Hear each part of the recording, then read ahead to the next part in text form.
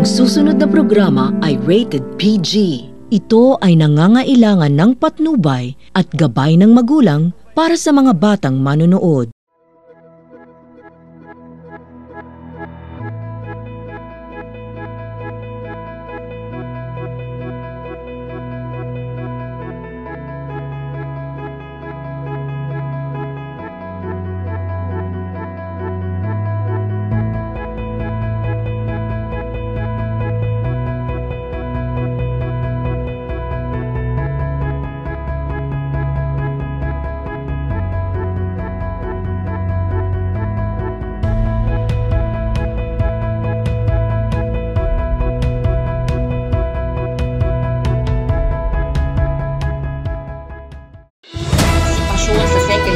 Anibersaryo ng abot sa 6.352 trillion pesos. Pension ang 9,000 senior souls. Malaki Los Baños, Laguna. Mga ulo ng mga balitang tinutukan namin ngayong para sa Sais Patrol. Earl Sotoya, Joanna Laude, Cedric Sanji, Jezebel H. Bernardino, Casey Laude, Alexandro, Chris Sanji, ang kasandigan mo. ipagsabi.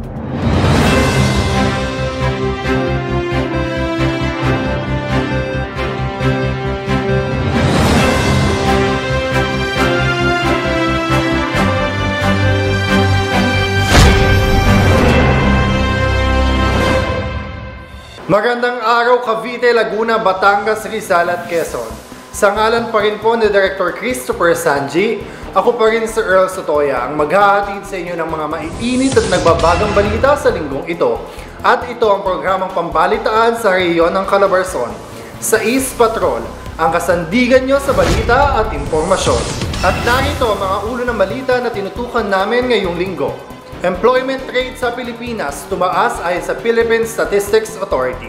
PBBM naghatid ng tulong sa Calabarzon para sa mga magsasaka at mangingisda. Governor Ramil L. Hernandez tinanggap ang Presidential Recognition for Outstanding Development Partner sa Southern Luzon para sa pagsasaayos ng access sa mga palengke. Kita ng turismo sa Pilipinas umabot na sa 282 bilyong piso sa unang kalahati ng taon. Mahigit sa 7,300 ang lumahok sa takbo para sa West Philippine Sea Advocacy Run.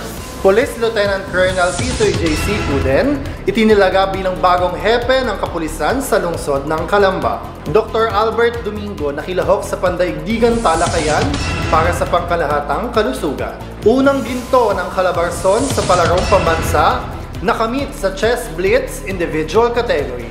Inflation rate sa Pilipinas bumagal sa 3.7% nitong buwan ng Hunyo.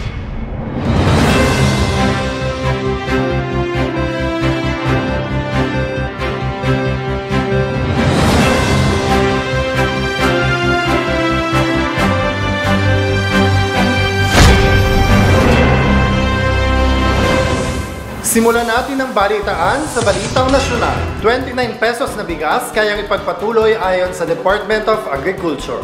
Para sa detalye ng balita, narito si Cedric Sanji. Kayang ipagpatuloy ng Department of Agriculture kasama ang Samahang Industriya ng Agrikultura o SINAG. Ayon kay SINAG President Engineer Rosendo So, mahalagang may pagpatuloy ang 29 na kilo ng bigas, lalo na't ang mga pangunahing nakikinabang dito ay ang mga senior citizens, person with disability, solo parent at mga benepisyaryo ng Bantawid Pamilyang Pilipino Program of Fortis. Kaugnay nito, kailangang palakasin ang kapasidad ng NFA na mamili ng palay ng ating mga magsasaka upang magkaroon lalo ng murang bigas ang gobyerno. Para sa Sais Patrol, Cedric Sanji, ang kasandigan mo, ipagsabi. Maraming salamat, Cedric Sanji. Employment rate tumaas ayon sa Philippine Statistics Authority. Para sa detalye ng balita, narito si Jezebel Bernardino. Employment rate tumaas ayon sa Philippine Statistics Authority. Pagtaas ng employment rate na itala batay sa pinakahuling Labor Force Participation Survey ng Philippine Statistics Authority. Umabot ng 95.9% ang employment rate nitong Mayo o katumbas sa halos 48.87 milyong Pilipinong may trabaho. Kumpara noong nakaraang taon, mas mataas ito kumpara sa 48.26 milyon na bilang noong Mayo 2023. Bumaba naman ang underemployment rate na may 9.9% o mga bilang ng manggagawang hindi napapasweldo ng sapat at nasa trabaho hindi angkop sa kanilang mga kakayahan kumpara noong nakaraang taon na umabot sa 14.6%. Samantala, umabot na sa 4.1% ang unemployment rate o katumbas ng 2.11 milyong Pilipino na walang trabaho noong Mayo na mas mataas kaysa noong Abril na may 4% unemployment rate. Kabilang naman sa mga sektor na may malaking pagtaas sa employment rate ang construction, admin at support service activities, manufacturing, transportation at storage, pati ang public administration at defense. Para sa Ispatrol, ang kasandigan mo, Jezebel Bernardino, ipagsabi. Maraming salamat, Jezebel Bernardino. PBBM naghatid ng tulong sa Calabarzon para sa mga magsasaka at mangingisda. Para sa detalye ng balita, ipapatrol ni Rainiel Salen. Dumayo si Pangulong Ferdinand R. Marcos Jr. sa Reyon 4A o Calabarzon noong ika-11 ng Hulyo upang magbigay ng tulong mula sa pamahalaan sa mga magsasaka at mangingisda na labis na apektuhan sa mga nagdaang buwan. Sa isang programa na ginanap sa FPJ Arena sa bayan ng San Jose, Batangas, nagbigay ang Pangulo ng 10,000 na tulong pinansyal sa 30 piling benepisyaryo mula sa lalawigan ng Batangas, Laguna at Quezon. Nagbigay din siya ng presidential assistance sa 3 pamahalaang panlalawigan, 24,040,000 para sa Batangas, 17,420,000 para sa Laguna at 28,810,000 para sa Quezon. Ilang ahensya naman ng pamahalaan ang nagbigay na iba't ibang uri ng tulong tulad ng mga makinarya sa pagsasaka, kagamitan, fiber oats, binhi, fishing cages sa ilalim ng programa ng Department of Agriculture tulad ng Rice Program, Corn Program, High Value Crops Development Program, National Urban and Peri-Urban Agriculture Program, Livestock Program at Organic Agriculture Program. Samantalang DSWD, DOLE, TESDA, DTI at ang Office of House Speaker Ferdinand Martin Romualdez ay nagkaloob ng tulong pinansyal, business kits, starter toolkits, sertipiko na scholarship at tag-5 kilo ng bigas sa bawat dumulo sa buong araw. Para sa Ispatrol, Rainiel Salen, ang kasandigan mo, ipagsabi. Maraming salamat, Rainiel Salen. Governor Ramil L. Hernandez tinanggap ang Presidential Recognition for Outstanding Development Partner sa Southern Luzon sa pagsasaayos ng mga daan patungo sa palengke. Para sa detalye ng balita, ipapatrol ni Ralph Tapia. Sa kakatapos lamang na awarding ceremony ng 2024 Presidential's Award para sa Outstanding Micro, Small and Medium Enterprises at Presidential Recognition para sa Outstanding Development Partners, isang karangalan ang tinanggap ng pamahalaang panlalawigan ng Laguna. Ang pagkilalang ito ay binigay sa kategoryang Improving Access to Markets bilang pagkilala sa matagumpay na pagsasakatuparan ng programa ng Laguna Economic Development and Investment Promotion Office na Bridging Markets and MSMES, the Impact of Likhang Laguna Initiatives. Layunin ng nasabing programa na mapalakas at mapabilis ang pag-unlad ng ekonomiya ng lalawigan sa pamamagitan ng suporta at pagpapalago ng mga lokal na MSMES. Binigyan ng programa ng LEDIPO ng mahalagang market access sa mga MCMES kasama ang tulong pinansyal, pagsasanay upang mapalakas ang kanilang mga kakayahan at katatagan at aktibong promosyon ng mga produkto ng Likhang Laguna. Sa pamamagitan nito, binuksan ng programa ang mga bagong oportunidad para sa hanap buhay para sa mga Lagunense. Kasama sa mga tumanggap ng parangal, ang Provincial Administrator na si Attorney Dulce Rebanal, DTI Regional Director Marisa Arjante at DTI Provincial Director Christian Ted Tunguhan. Ang pagtanggap ng parangal na ito ay hindi lamang pagkilala sa matagumpay na pagsasakatuparan ng programa kundi pati na rin sa dedikasyon ng mga katuwang ng pamahalaan at mga ahensya sa pagpapalago ng ekonomiya at pagtataguyod ng kabuhayan sa Laguna. Sa pagtatapos ng lubos na pasasalamat ang ipinaaabot ng pamahalaang panlalawigan ng Laguna kay Pangulong Ferdinand Bongbong Marcos, DTI Secretary Mr. Alfredo Pascual, Vice Chairman of MCME Development Council Joey Concepcion at Executive Secretary Lucas Bersamin para sa kanilang suporta at pagkilala sa mga programa at inisyatiba ng lalawigan na naglalayong mapabuti ang kalagayan ng mga mamamayan at mapalakas ang ekonomiya ng Southern Luzon. Para sa Sais Patrol, Ralph Zandro Tapia, ang kasandigan mo, ipagsabi. Maraming salamat, Ralph Tapia. Pag-atake ng missile ng Russia, tumama sa ospital ng mga bata sa Kyiv. Para sa detalye ng balita, narito si Casey Laude. Para sa balitang international, matinding napinsala ang Umadit Children's Hospital sa Kyiv sa isang pag-atake ng missile ng Russia noong Lunes, 8 ng Hulyo 2024. Makikita ang mga rescuer at volunteer na nagtatrabaho sa lugar ng insidente. Ayon sa ulat ng Reuters, ang pag-atake ng missile na ito ay bahagi ng mas malawak na pag-atake sa buong Ukraine na nagre-resulta sa pagkamatay ng hindi bababa sa 36 na sibilyan na siyang pinakamadugong alon ng pag-atake ng hangin sa mga nakaraang buwan. Bilang tugon sa pangyayaring ito, idiniklara ng pamahalaang Ukranyo ang isang araw na pagluluksa noong Martes na binibigyang diin ang agarang pangangailangan para sa pinahusay na depensa ng hangin mula sa mga kaalyadong kanluranin. Tinawag ng gobyerno ang insidenteng ito bilang isa sa pinakamatinding pag-atake ng hangin sa digmaan na itinatampok ang patuloy na kahinaan ng infrastruktura ng Ukraine. Iginigiit ng Ministry ng Depensa ng Russia na ang pag-atake ay nakatuon sa mga target ng industriya ng depensa at ang mga base ng absasyon sa loob ng Ukraine. Sa kabila nito, patuloy na itinatanggi ng Moscow ang mga akusasyon ng pag-atake sa mga sibilyan at mga infrastrukturang sibilyan, kahit na libo-libong sibilyan na ang napatay simula nang magsimula ang pananakop noong Pebrero 2022. Para sa Sais Patrol, Casey Laude, ang kasandigan mo ay pagsabi.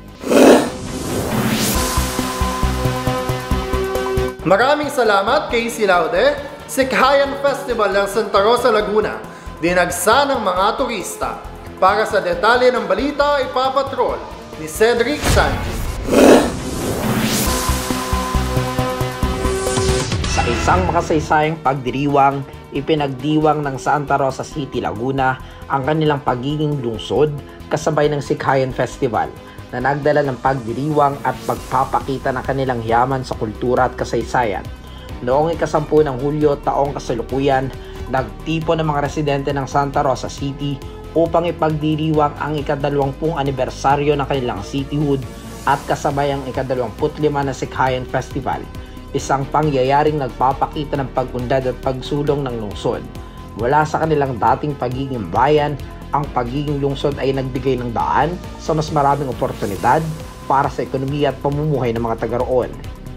Ang pag-usbong ng Santa Rosa City bilang isang sentro ng kalakalan at industriya sa Calabarzon ay naging pangunahing bahagi ng kanilang pag-unlad. Ang kanilang cityhood ay nagdala ng mas mataas na antas ng serbisyo at pagkakaroon ng lokal na pamahalaan na may kakayang magbigay ng mas mahusay na pag-aasikaso sa kanilang mga mamamayan. Kasabay ang pagdiriwang ng kanilang cityhood, isinagawa rin ng Sikhayan Festival, isang pagdiriwang ng kultura at tradisyon ng Santa Rosa City. Ang festival nito ay nagpapakita ng kahalagahan ng kanilang mga kultura sa pamamagitan ng mga sayaw, musika at iba't ibang aktibidades na nanaugnay sa mga mamamayan at nagpapakilala sa mga bisita sa kanilang mga makulay na kasaysayan. Sa pamamagitan ng Sikhayan Festival, ipinapakita ng Santa Rosa City ang kanilang pagmamahal sa kultura at ang kanilang pangako sa pagpapalaganap ng pagkakaisa sa kanilang komunidad. Ang mga aktibidad na ito ay nagbibigay inspirasyon at nagpapalakas sa kanilang mga mamamayan na itaguyod ang kanilang kultura habang nagtataguyod ang pagkakaisa sa kabila ng mga hamon ng modernisasyon at globalisasyon. Ang pagdiriwang ng Sikhayan Festival at paggunita sa cityhood ng Santa Rosa City, Laguna ay hindi lamang isang simpleng pagdiriwang, kundi pagpapahayag ng kanilang pag-asa at pangarap para sa mas magandang kinabukasan. Sa kabila ng mga pagbabago, nananatiling matatag ang mga kanilang pagkakalinlan at pagpapahalaga sa kanilang kultura at kasaysayan bilang pundasyon ng kanilang pagunlad at tagumpay. Para sa Ace Patrol, Cedric Sanji, ang kasandigan mo, ipagsabi. Maraming salamat, Cedric Sanji. Citizen Training Activities nagbigay ng toolkits sa 118 TESDA scholars. Para sa detalye ng balita, narito si Jezabel Bernardino. Citizen Training Initiatives nagbigay ng toolkit sa 118 TESDA scholars. Bilang bahagi ng Citizen Training Initiative sa pakikipagtulungan ng TESDA, ibinigay ang toolkit sa 118 TESDA scholars.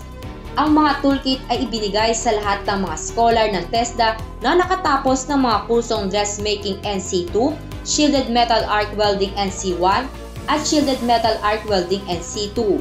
Ang mga kursong ito ay bahagi ng espesyal na pagsasanay para sa programa sa pagtatrabaho o STEP na nagbibigay ng pagsasanay at mga unang kasangkapan na kailangan nila upang ipagpatuloy ang kanilang pag-aaral sa kabila ng programa. Kaugnay nito, nagbigay ng pasasalamat si Gobernadora Ruth Hernandez sa kanilang mga kasosyo, ang TESDA accredited schools na tumulong sa mga probinsya na mapahusay ang kanilang mga skillset at kanyang hiling na sana ay magpapatuloy upang makapagbigay ng pantay na pagkakataon para sa trabaho at bukasyon para sa lahat ng Lagunense. Para sa Ace Patrol, ang kasandigan mo, Jezabel Bernardino, ipagsabi. Maraming salamat, Jezabel Bernardino. Tulong malasakit para sa mga solo parents. Ipinamahagi sa bayan ng Los Baños at Bae, Laguna. Para sa detalye ng balita, narito si Rainiel Sale. Isinagawa ang payout para sa programang Malasakit para sa solo parents sa Los Baños at Bae noong 11 ng Hulyo. Ang programa ay pinangunahan ng tanggapan ng inyong lingkod, katuwang ang DSWD Regional Office at nagbigay ng tulong sa 1,099 na rehistradong solo parents mula sa dalawang bayan.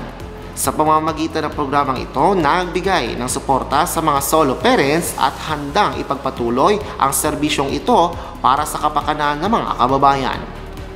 Para sa Ace Patrol, Rainiel Salen, ang kasandigan mo, ipagsabi.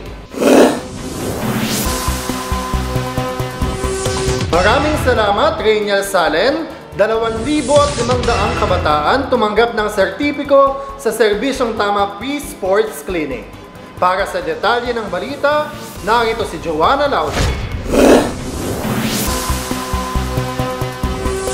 Nakatanggap ng Certificate of Completion ang 2,500 na mga batang nasa edad 4 hanggang 18 taong gulang sa programang Serbisyong Tama Free Sports Clinic ni na Governor Ramilo Rel Hernandez at Congresswoman Ruth Mariano Hernandez na ginanap sa Laguna Sports Complex, Santa Rosa, Laguna. Kabilang naman sa mga sports na libreng binigay na pagsasanay ay sa arnis, athletics, badminton, baseball, softball, basketball, chess, football, futsal, gymnastics, karate-do, muay thai, pencaksilat, swimming, table tennis, taekwondo, tennis at volleyball. Samantala, patuloy na hinihikayat ni Governor Hernandez at Congresswoman Ruth ang mga kabataang lumahok na ipagpatuloy lamang ang kanilang pagkahilig sa esports. Dahil sa ganitong programa ay nakakatulong na makahanap ng mga batang may talent at potensyal pagdating sa iba't ibang uri ng esports na kung saan may pagkakataon na lumahok sa lokal man o national na palaro. Para sa Ace Patrol, Joanna Laude, ang kasandigan mo, ipagsabi. Maraming salamat, Joanna Laude. Narito naman ang ilang updates mula sa Calamba Component City Police Station para sa nakaraang buwan ng Hunyo. Narito naman ang ilang updates mula sa Calamba Component City Police Station para sa nakaraang buwan ng Hunyo. Kasama si Police Lieutenant Colonel Tito J.C. Cuden, Related, kung i-compare natin, last June ay nagtala ito ng 9 na operations, then noong July is 4. So madadagdagan pa yan kasi almost weekly meron tayong kinakasang drug operation. So hanggat maaari makakatatlo tayo per week para masustain natin yung pangit kasi pagka ang imahe ng isang city ay kumbaga rampant ang bintahan ng droga. Dito pa man din ay ito yung pinaka-junction dito sa Laguna. Kasi from the Metro Manila, ito yung tagusan ng going to Batangas. And ito rin ang pinaka dulo ng Laguna pagka manggaling ka sa 3rd and 4th and 2nd District. Walang vehicular accident sa noong June nataasan itong July. So ang tinitingnan namin yan, mas marami po yung ating mga visitor dito na pumupunta, yung mga tourist. So minsan hindi alam yung kalsada natin.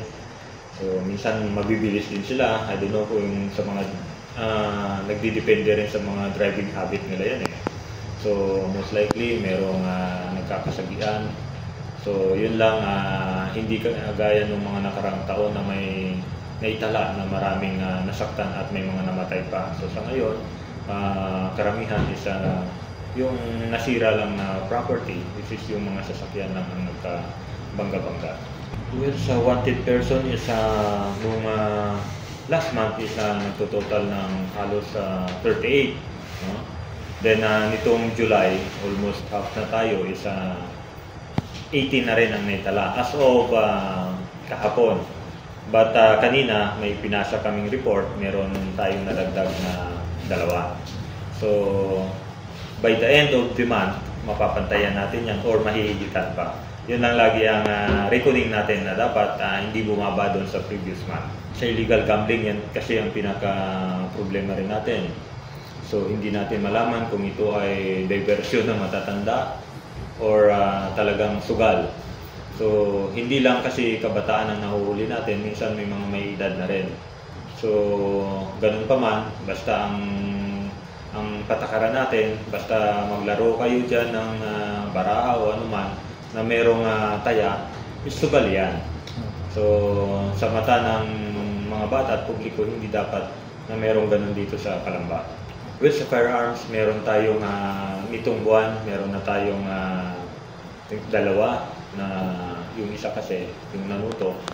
So, although meron ng papel, meron naman permit to carry, but ginamit na kasi sa panunutok, we confiscated his firearm, then we filed the case.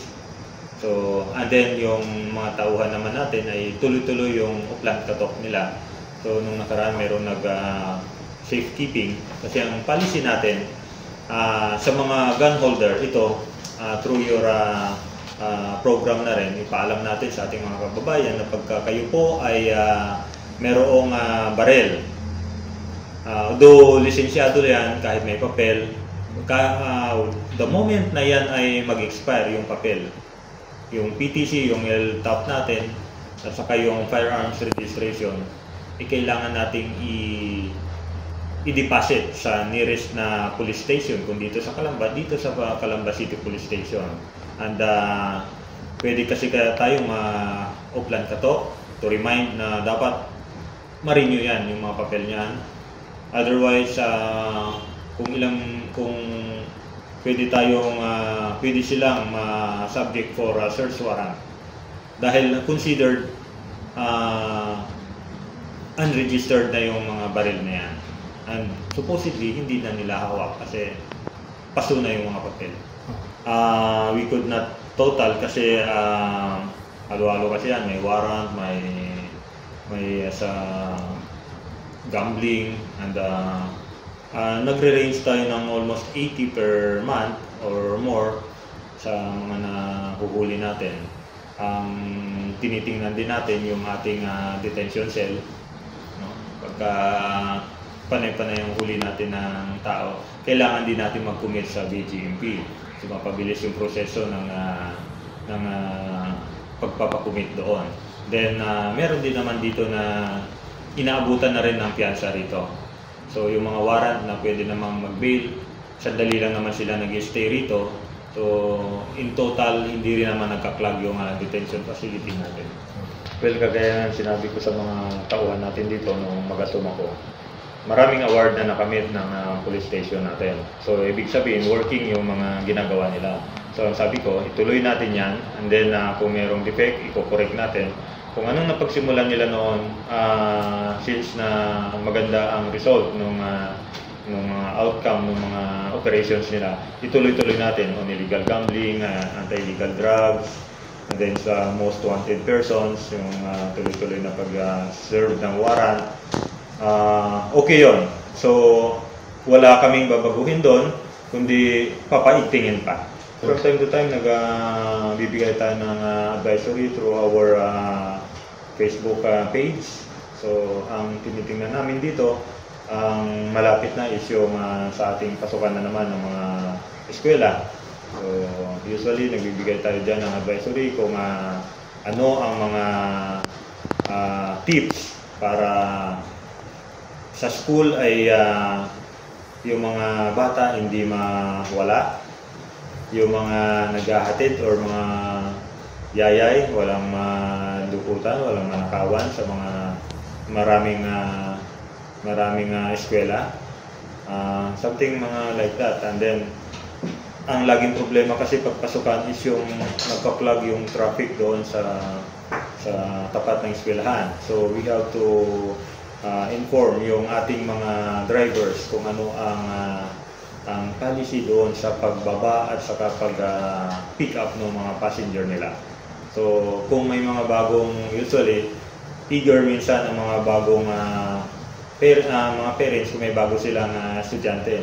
So maghahatid ng kotse, andyan yung lola pa minsan naghahatid sa apo, na excited na papasok na, minsan nakahambalang yung mga sasakyan. So mga something ganun na dapat alam nila na hindi dapat doon. Well, sa kababayan nating Kalambeño dito sa bayan ng Kalamba, ang lagi naming sinasabi kahit saan man kami ma-assign, ang problema sa krimen ay hindi lang problema ng ating kapulisan. Ito ay problema ng komunidad, problema nating lahat. Kaya ang solusyon nito ay ang ating pagtutulungan. Ang ating kapulisan ay kakaunti lamang. Pero ang ating komunidad, ang ating mamamayan, alam nila kung sino ang may problema sa kasamahan nila dyan sa bawat barangay. Ngayon, kung hindi nila sasabihin sa amin, hindi namin malalaman yung mga ginagawa niyan, lalo na't hindi namin masasakop yung 14,000 hectares ng Calamba City na to. Ating kababayan dito sa siyudad ng Calamba, ako po ang inyong bagong officer in charge ng Calamba City Police. Ako po ay si Police Lieutenant Colonel Tito J. Sicudin. Dito lang po nakatira sa Barandal. At laking pasasalamat ko po sa ating Chief Executive, si Mayor Ross Rizal, at sa ating mga opisyalis ng city sa pagtanggap sa akin dito. Mabigyan ako ng pagkakataon na mapaglingkuran ang ating bayang Calamba. Maraming salamat, Police Lieutenant Colonel Tito J. Sicudin. Marami pang balita ang aming ihahatid sa pagbabalik ng My TV6 sa East Patrol. Ang kasandigan niyo sa balita at informasyon.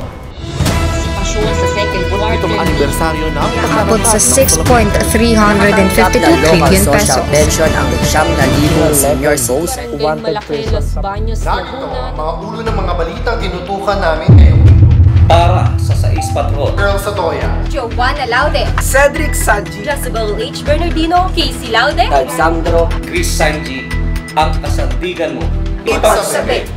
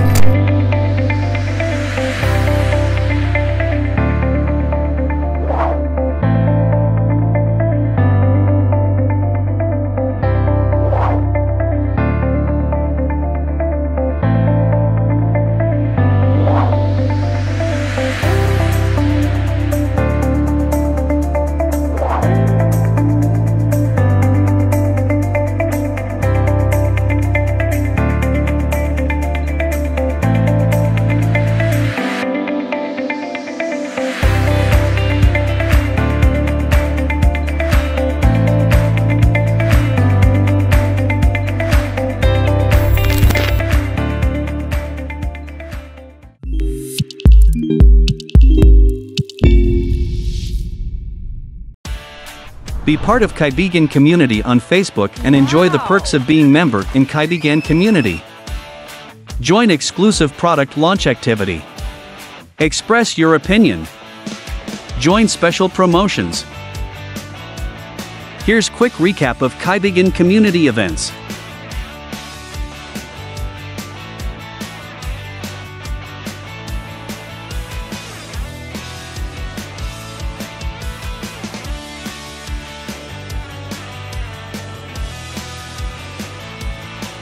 What are you waiting for, Kaibigan? Come and join us on Facebook.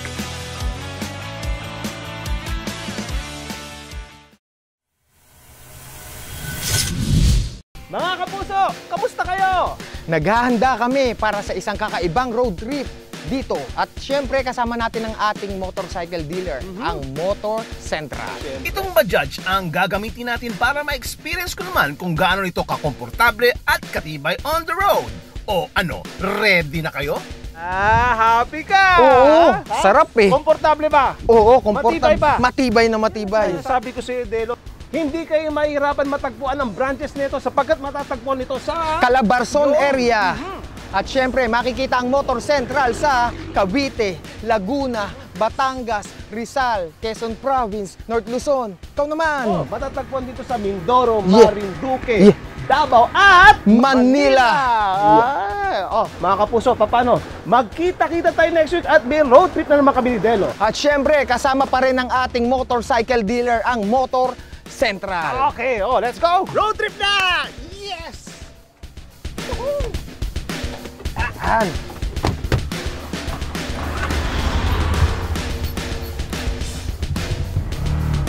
Sugod!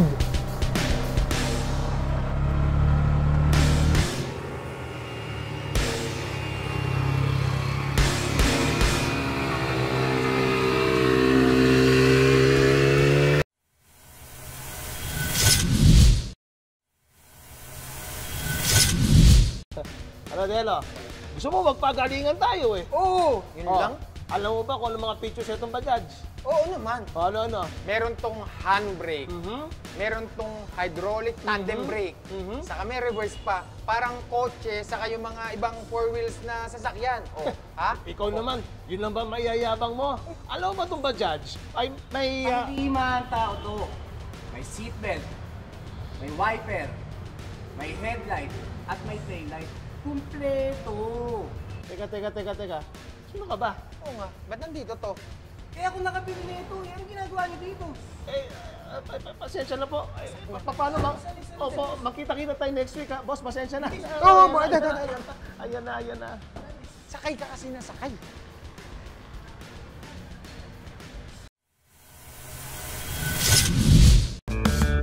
Ito si Tita Prima, business-minded at isang True Blue certified #PlanTita.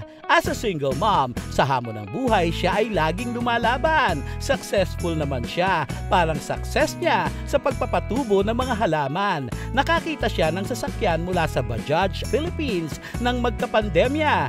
Isang epektibong diskarteng naisip niya, isang napakagandang opportunity, online plant selling na may kasamang delivery. Kaya from #PlanTita, ngayon siya'y #negosyanteng kumikita. Just like how plants need sunlight, alam mo, dapat nagsashine din tayo ng light to everyone. Let's give them joy. Let's sell them plants. Pero you know, to be able to deliver all my products sa mga buyers ng mga plantitas, I needed an effective solution sa mga challenges sa akin sa deliveries noon. And I found that solution in Bajaj Maxima Cargo. Sobrang eto talagang effective na hauling vehicle for my business. Bakit effective? Kasi naloload niya lahat ng mga tinda ko and even my tall plants na isasakay niya lahat with no problem at all. Ang galing, di ba?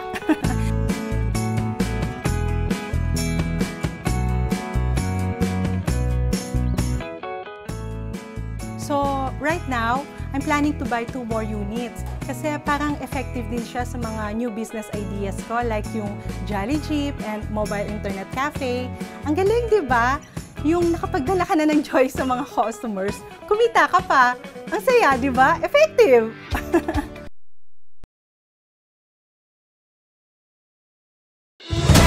sitwasyon sa second quarter. Itong anibersaryo ng Abot sa 6.352 trillion pesos. Pension ang 9,000 senior souls Barangay Malaki, Los Baños, Narito Laguna. ang mga ulo ng mga balitang tinutukan namin ngayon. Para sa Sais Patrol, Earl Sotoya, Joanna Laude, Cedric Sanji, Jezebel H. Bernardino, Casey Laude, Alexandro Chris Sanji, ang kasandigan mo. ipagsabi.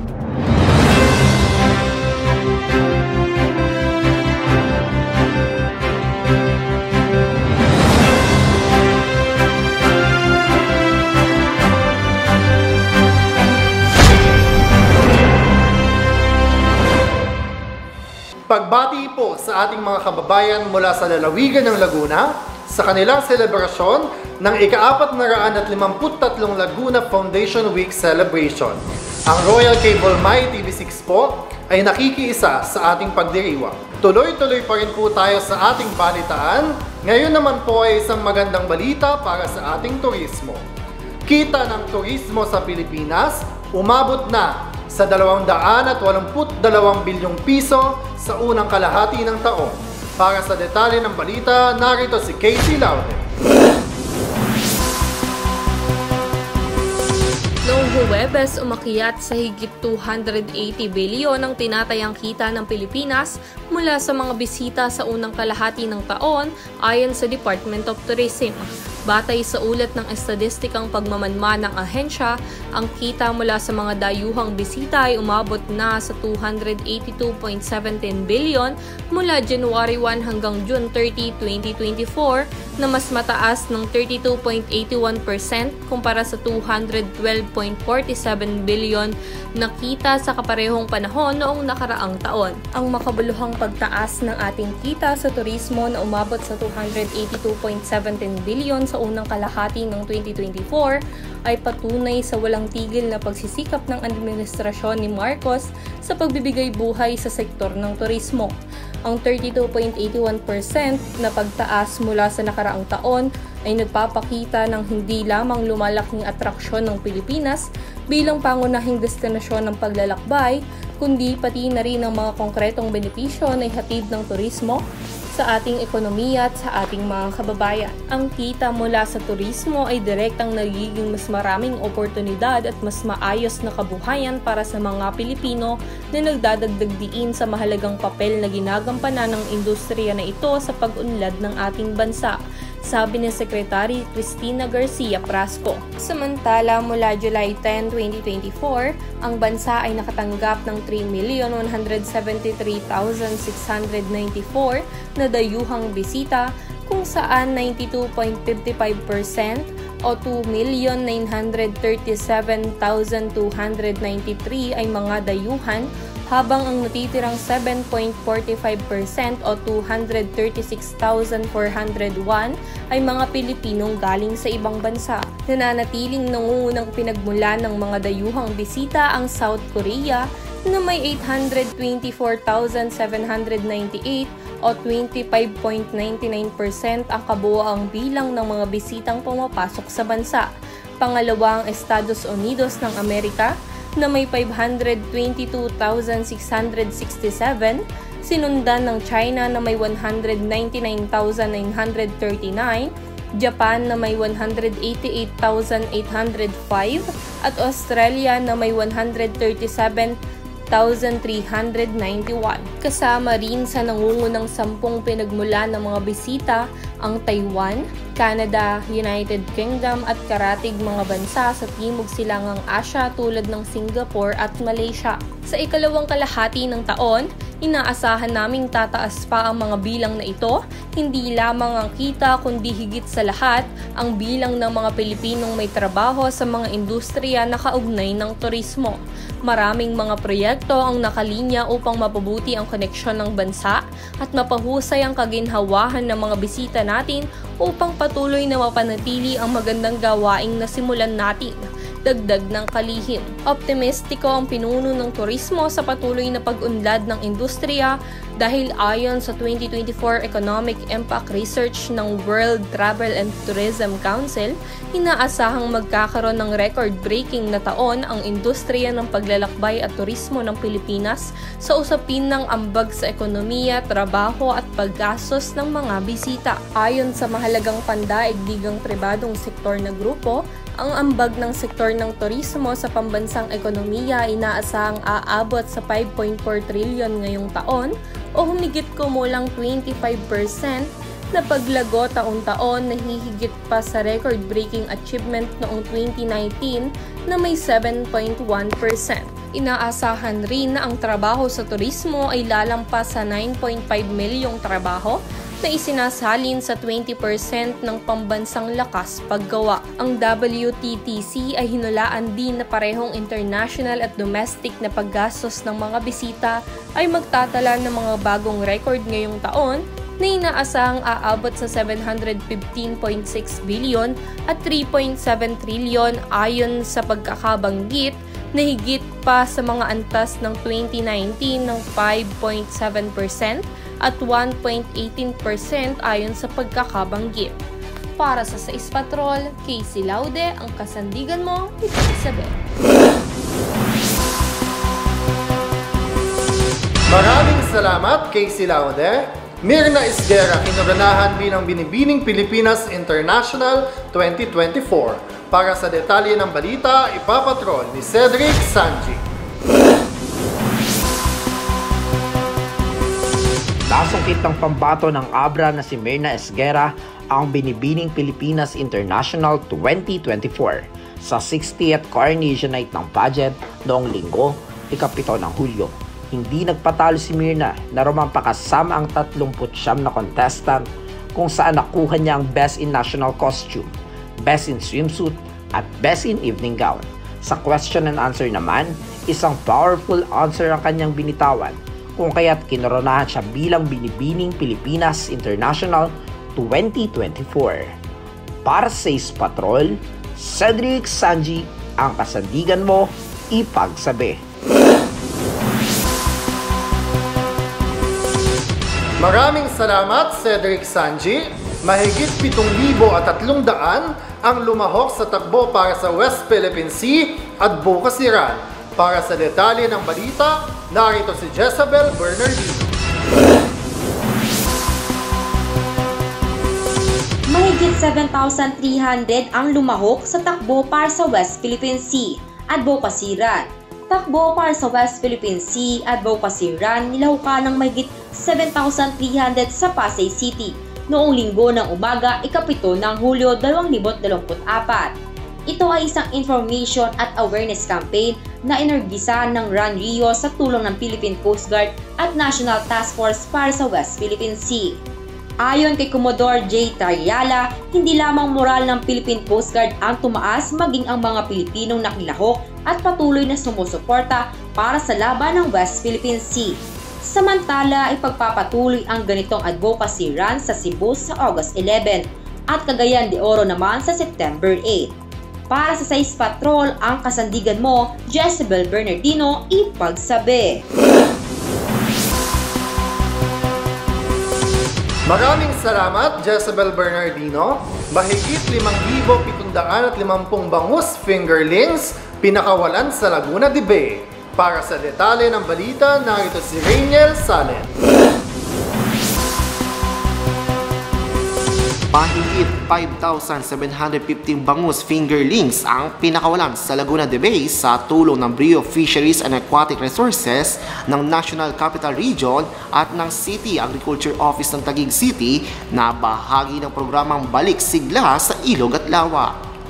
Ayon dito, ang programang ito ay makakatulong na buhayin muli ang ecosystem sa tubig na sakop ng lawa ng Laguna at patuloy na suportahan ang mga lokal na mangingisda. Ang inisyatibang ito ay para sa seguridad sa pagkain at pag-employ sa cash for work beneficiaries upang puksain ang mga invasive species upang maibalik ang dating ecological balance sa lugar. Samantalang nagpahayag naman na ang opisyalis ng Taguig City ng pasasalamat at mga lider ng mangingisda kay Mayor Lani Cayetano at sa BFAR-NCR sa patuloy na pagsuporta sa mga mangingisda sa Taguig. Para sa 6 Patrol, Rainiel Salen, ang kasandigan mo ipagsabi. Maraming salamat, Rainiel Salen. Sesyon ng Sangguniang Panglungsod, ginanap sa Barangay Puntas sa lungsod ng Calamba. Para sa detalye ng balita, narito si Joanna Laude. Sa isang sesyon na ginanap sa Barangay Punta, lungsod ng Calamba, matagumpay na inaprubahan ng Calamba City Youth Development Council ang pagkakasa ng kanilang inihain na budget sa 2024 supplemental budget. Ang sesyon ay pinangunahan ni Honorable Vice Mayor Attorney Angelito Toti Lazaro Jr. at dinaluhan ng lahat ng miyembro ng Sangguniang Panglungsod. Inaprubahan ng konseho ang otorisasyon kay Ros Rizal na pumasok sa isang kontrata para sa pag-renew ng paggamit ng lupa sa ngalan ng lungsod ng Calamba. Ang kontrata na may identifikasyon bilang PCTT 512777 ay may kinalaman sa isang 386 square meter na lupa na nasasakupan ng T512776 na matatagpuan sa loob ng Calamba City Hall Complex. Kasabay nito, iniharap ni Lian Aldabe ang reprogramming ng Annual Investment Program na nagkakahalaga ng 2,350,000 para sa konsiderasyon. Aprobado naman ang prangkisa at permiso sa Morales Bercasio Business Center Corporation na ipinasa ni Moises Morales. Ang ordinansa ay inaprubahan sa ikatlo at huling pagbasa. Saksi rin ng Sangguniang Barangay at Sangguniang Kabataan ng mga barangay na Punta, Barandal at Bubuyan, gayon din ang ibang kawani ng nasabing barangay. Ang sesyon na ito ay nagmarka ng isa pang mahalagang hakbang sa pamamahala ng lungsod. Tinitiyak na ang mahalagang serbisyo at mga proyekto sa infrastruktura ay napopondahan at naisasagawa ng maayos. Para sa 6 Patrol, Joanna Laude, ang kasandigan mo ipagsabi. Maraming salamat, Joanna Laude. Tumungo naman tayo sa balitang pangkalusugan. Dr. Albert Domingo, nakilahok sa pandaigdigang talakayan para sa pangkalahatang kalusugan. Para sa detalye ng balita, narito si Casey Laude. Assistant Secretary Dr. Albert Domingo ng Kagawaran ng Kalusugan ng Pilipinas na kinatawan si Kalihim Teodoro Herbosa ay nakilahok sa isang pandaigdigang talakayan hinggil sa universal health coverage, digital health at karanasan ng pasyente sa International Healthcare Week sa Bangkok, Thailand noong June 10, 2024. Kasama niya sa talakayang ito ang WHO representative sa Thailand na si Dr. Josh Bandiler, Senior Deputy Director Dr. Davis Janraj ng Ministry of Health Malaysia at Director Association Prof. Luong Kog Ku ang MOH Vietnam. Pinakilala ni ASEC Domingo ang mga inisyatibong Pilipino na naglalayong mapabuti ang mga serbisyong pangunahing pangkalusugan na ma-access ng mga pamilya at komunidad.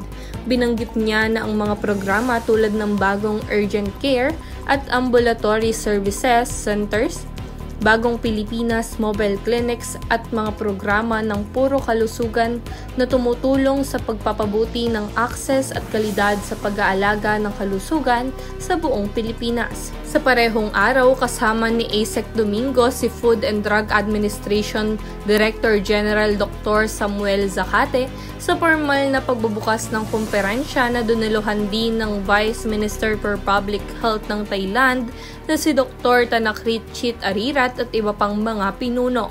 Nagtipon ang 350 kumpanya at brand ng teknolohiya sa kalusugan mula sa 28 bansa sa nasabing kaganapan. Mahigpit na ipinapahayag ni Pangulong Ferdinand Marcos Jr. ang kanyang layunin na ipakilala ang mga pinakabagong inobasyon sa kalusugang pangkalusugan kalusugan at cost-effective na teknolohiya para sa ating mga mamamayan. Ang mga direkta niya kay Kalihim Teodoro Herbosa ay nakatuon sa modernasyon ng ating sistema ng pangangalaga sa kalusugan upang maibigay ang pinakamahusay na serbisyo lalo na sa mga mahihirap. Pahayag ni Isaac Domingo, ang aming mga update hinggil sa pagsisikap ng Pilipinas sa pangunahing pangkalusugang pangangalaga bilang pundasyon ng UHC ay nagdulot ng malaking interes sa mga dumalo. Ang kooperasyong ito ay nagpapalakas sa ating mga kasalukuyang inisyatiba, dagdag pa niya. Para sa Sais Patrol, Casey Laude, ang kasandigan mo ipagsabi. Maraming salamat, Casey Laude. Unang ginto ng Calabarzon sa palarong pambansa, nakamit sa Chess Blitz Individual Category. Para sa detalye ng balita, narito si Cedric Sanji. Dumating ang tagumpay para kay Mark J.D. Bahoco ng Santa Rosa City matapos magwagi ng unang ginto para sa Calabarzon Heroes sa katatapos lamang na palarong pambansa 2024. Siya ay nagpakitang gilas sa Chess Blitz Individual Category para sa Secondary Boys. Sa kabila ng malakas na kalaban, ipinamalas ni Bahoco ang kanyang husay at dedikasyon sa larangan ng chess na nagbigay sa kanya ng pagkilala bilang pinakamahusay sa kanyang kategorya. Ang kanyang pagkapanalo ay hindi lamang tagumpay para sa kanya, kundi pati na rin para sa kanyang pamilya, paaralan at lalawigan ng Santa Rosa City. Ang palarong pangbansa 2024 ay nagdala ng mga magagaling na atleta mula sa iba't ibang rehiyon ng bansa upang magtagisan ng galing sa iba't ibang larangan ng palakasan. Ang matagumpay na paglahok at pagwagi ni Bahoco ay nagpakita ng potensyal ng kabataang Pilipino sa larangan ng sports, lalo na sa chess, na isa sa mga larong nagpapakita ng taktikal at stratehikong kasanayan. Para kay Bahoco, ang kanyang pagkapanalo ay isang patunay sa kanyang sipag, tiyaga at pagsisikap sa pag-abot ng kanyang pangarap na maging pinakamahusay sa kanyang larangan. Pinakita niya ang halaga ng dedikasyon at disiplina sa paghahanda para sa kompetisyon na nagpapakita ng inspirasyon sa mga kabataan na may mga pangarap at layunin sa buhay. Ang kanyang tagumpay ay nagdala ng karangalan sa Calabarzon at nagbigay inspirasyon sa iba pang mga manlalaro na sububok at mangarap ng maging katulad niya sa hinaharap. Sa kabila ng mga hamon at pagsubok, patuloy siyang magiging inspirasyon sa mga susunod na henerasyon ng mga manlalaro at mag-aaral sa buong bansa. Para sa Sais Patrol, Cedric Sanji, ang kasandigan mo ipagsabi. Maraming salamat, Cedric Sanji. Narito na nga po tayo sa huling balita para sa linggong ito. Inflation rate sa Pilipinas bumagal sa 3.7% ngayong buwan ng Hunyo. Para sa detalye ng balita, narito si Jezabel Bernardino. Inflation rate sa Pilipinas bumagal sa 3.7% nitong buwan ng Hunyo. Narito ang pinakahuling balita tungkol sa ekonomiya ng bansa. Noong buwan ng Hunyo 2024, bumaba sa 3.7% ang inflation rate ng Pilipinas. Isang makabuluhang pagbaba mula sa mga nakaraang buwan. Ang pagbaba ng inflation rate ay isang positibong senyales para sa ating ekonomiya. Ayon sa ulat mula sa Philippine Statistics Authority, ang pagbaba ng inflation rate ay pangunahing dulot ng pag-stabilize ng presyo ng langis sa pandaigdigang merkado. Dahil dito nabawasan ang gastos sa transportasyon at produksyon ng mga kalakal na direktang nag-ambag sa pagbaba ng presyo ng mga bilihin. Maliban dito, malaking tulong din ang pag-ayos ng mga supply chain matapos ang mga paghigpit dulot ng pandemya. Ang sapat na supply ng mga pangunahing bilihin sa merkado ay nagpababa ng presyo ng mga ito, na isa pang dahilan ng pagbaba ng inflation. Sa pahayag ng Bangko Sentral ng Pilipinas, binanggit nila ang mga hakbang ng pamahalaan tulad ng mga subsidyo at pag-aangkat ng mga murang produkto mula sa ibang bansa na naging epektibo sa pagkontrol ng inflation. Para sa ating mga mamamayan, ang pagbaba ng inflation rate ay magandang balita. Ayon sa ilang mga eksperto, ang pagbaba ng inflation ay magbibigay ng mas mataas na purchasing powers sa mga mamamayan. Ibig sabihin, mas marami silang mabibili gamit ang kanilang kita, na nagpapataas ng kanilang purchasing power. ang mas mababang gastos sa pamumuhay ay magreresulta rin sa mas maginhawang buhay para sa marami. Gayunpaman, patuloy pa rin ang hamon para sa ating ekonomiya. Binabantayan ng pamahalaan ang posibleng pagtaas ng presyo ng langis at iba pang bilihin sa pandaigdigang merkado. Kailangan ng mga flexible na pulisyang pang-ekonomiya upang agad na makapag-adjust sa anumang pagbabago. Sa kabuuan, ang pagbaba ng inflation rate sa 3.7% noong Hunyo 2024, isang positibong balita para sa bansa. Ito ay patunay na epektibo ang mga hakbang ng pamahalaan upang mapababa ang presyo ng mga bilihin at mapabuti ang ekonomiya. Patuloy nating tutukan ang mga susunod na hakbang ng pamahalaan upang mapanatili ang pagbuti ng kalagayan ng ating ekonomiya at kabuhayan ng bawat Pilipino. Para sa Ispatrol, ang kasandigan mo, Jezabel Bernardino, ipagsabi. Maraming salamat, Jezabel Bernardino. Ginugunita po ngayong buwan ng Hulyo ang Blood Donors Month, isa pong pagpupugay sa mga bayaning nagdodonate ng dugo para sa ating mga kababayang nangangailangan. Kasama niyo po ang Royal Cable My TV6 sa mga ganitong uri ng gawain.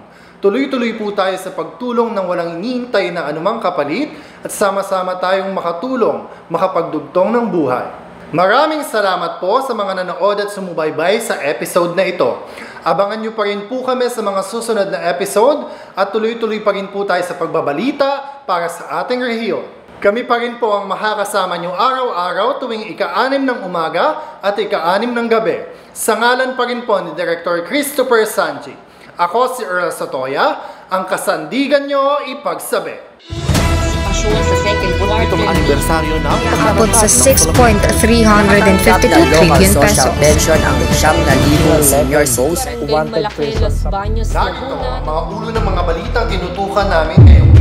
Para sa Sais Patrol, Earl Sotoya, Joanna Laude, Cedric Sanji, Jezabel H. Bernardino, Casey Laude, Alexandro, Chris Sanji, ang kasandigan mo. ipagsabi.